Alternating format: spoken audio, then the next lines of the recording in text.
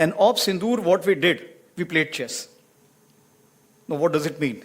It means we did not know what is the next move the enemy is going to take and what are we going to do. This is something we called about the gray zone. Gray zone is that we are not going for the conventional operations, but we are doing something which is just short of the conventional operations. Conventional operations means go with everything, Clausewitzian approach. Take whatever you have. And if you're able to come back, it's okay, otherwise stay there. But that is the thing which we talk about the conventional approach. Here the gray zone is any activity which is taking place in all domains. That is something which we are talking about, and Op Sindoor taught us that this is the gray zone. So we were making the chess moves. He was also making the chess moves. Somewhere we were giving him checkmate, and somewhere we were kind of going in for the kill, at the risk of even losing our own, but that's the way life is all about. So how the future war we look at, I'll talk about it in 4 trends. Then first one which comes is diffused. Diffused means the battlefronts are actually not defined. There's no clear battlefronts. And do we look at, as of today, that has the Indo-Pak war finished? Has the Iraq-Iran war finished? Has the US-Iraq war finished? Has the Afghanistan-US or Russia or Pakistan conflict got over? The answer is not known to you and me. So what I am saying, these are something which are perseverant wars, and we have to live with this kind of a situation. Today, globally, 56 conflicts are going on with 92 countries. And this strategic continuum of persistence will continue to grow. And the second one is democratized. When we say that is the conventional, hybrid, non-traditional, all these wars are taking place together. And earlier we used to, let's say, depend on the big platforms and Second World War. This is what something is going to play a role. But now, let's say if there's a tank squadron which is there, and suddenly you take a kind of a swarm drones which can fire the missiles.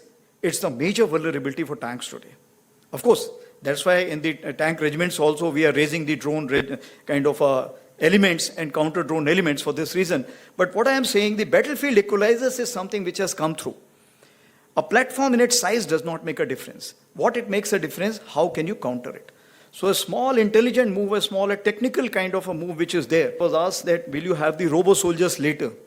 I said, robo-soldiers we can have, but if we are 150% sure that we will control them, because if somebody else controls, they will turn around. And if they turn around, you're gone. So that is what the technology counts about. Coming on to the third one is the diverse.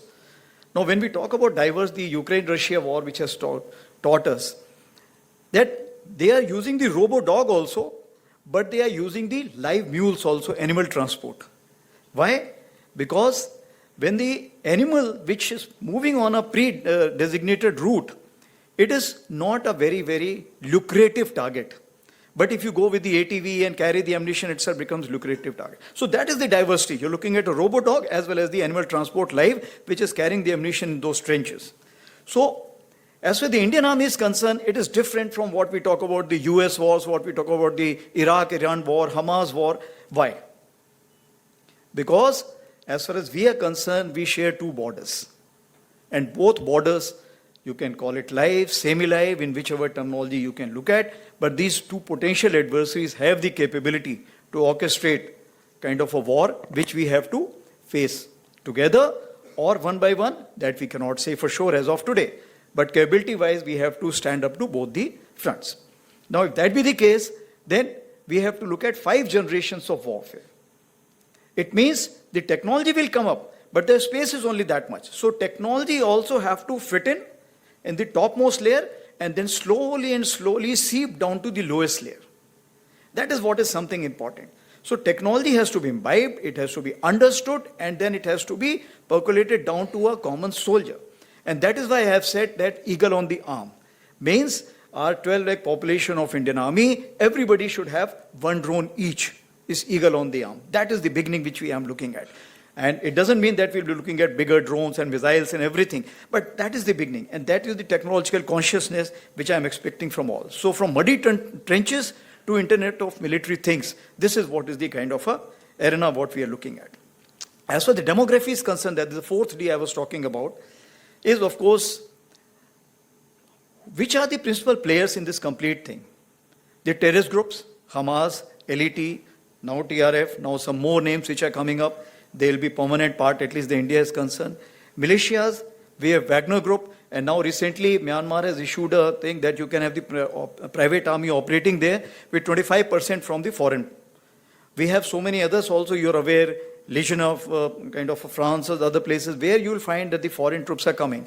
Similarly, from Nepal, I am told UK is also employing some people for their RT regiments and others. So you will find these kind of outsourcing, or if I can say that, the soldiers. Then the merchants. Merchants today which are part of the battlefield, whether Starlink, Apple, and so on and so forth. Of course, we have the citizen soldiers, and I must tell you, when Kargil happened, the citizen soldiers were prominent. We had the shepherd who told us that where the intruders are, and the last Chief Justice of Jammu and Kashmir, Mr. Tashi, he himself galvanized the locals and himself carried the ammunition for the troops during the Kargil war. So what I am saying, citizen soldiers are omnipresent, and any kind of information which they have, if they give us, for example, drones, as you see where the drones are flying, so that if it is put in the app, it helps us knowing that whether it's our drone, whose drone, and this kind of a thing we have tried in the Amarnath Yatra recently in J&K. And if it becomes successful, we'll develop it more, and with the kind of intelligence here which is sitting here, definitely we'll be able to make it more, if I can say that, fail-safe proof. Of course, the Guardian Force is concerned, this is the invisible, if I can say that, the non-kinetic handlers. And this is where you all come into play in a big way. Because today war has four quadrants. I will not have time to explain the four quadrants, but the non-kinetic quadrant is something which you can start today.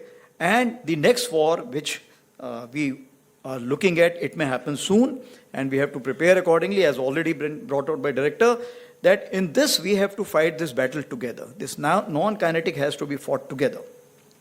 So what are the deductions? That as far as whole of nation approach will be there for the next war, it is not the military alone which will be fighting. Let me assure you very clearly in this issue.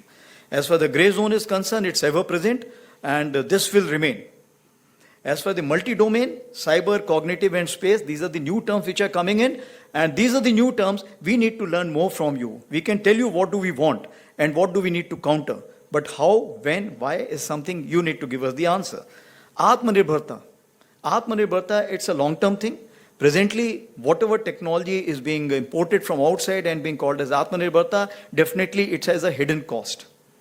We are ready to pay more cost if it's purely made in India, because then we know that we can change it, we can modify it, we can upgrade it. That is the biggest advantage. That is what we are looking at, in-house technology. And as far as collaborative and synergistic is concerned, that means intra and inter. Because today, for example, we do not know what is happening on the Pak Western Front. But this information, when we have the exchange of intelligence with our neighbors on the other side, we'll definitely get to know which are the troops which are moving in what places. So what I am saying, that interconnections are also equally important, which we call collaborative. And these collaborative will also, after some time, will go to the satellites and so many other agencies which are there, which are meant for a commercial purposes, but can also be used for the defense purposes. And if a synergistic approach is concerned, within us, that is the tri-services, NTRO, and so many other agencies which are there.